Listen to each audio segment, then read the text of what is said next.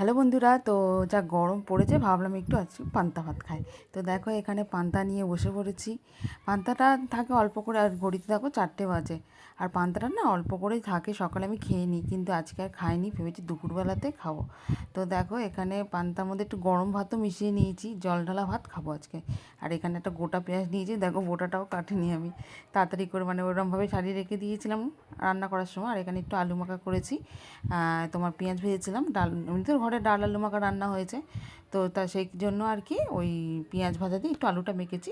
আর ডাল হয়েছে যেহেতু, ডালটা আমি আমার মতো একটুখানি শুকনো করে নিয়েছি। এই মুসুর ডাল শুকনো চচ্চড়িটা দারুণ লাগে।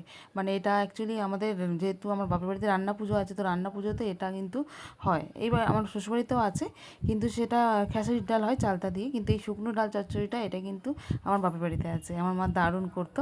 তো যাই হোক, মায়ের মতো তো আর হবে না, তো আমার মতনই আমি করে খাচ্ছি। আর তোমরা কে কে আমার মতো এরকম গরমে পান্তা ভাত খাচ্ছ অবশ্যই কমেন্ট করো। আর কার কার পান্তা ভাত ভালো লাগে, আমার তো দারুণ লাগে। তো তোমাদের কার কার ভালো লাগে অবশ্যই। আমি কিন্তু প্রায় দিনই খাই, আর আমি সেটা সকালে খাই, বিশেষ করে গরমকালে।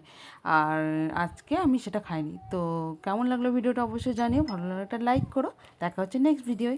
টাটা বন্ধুরা।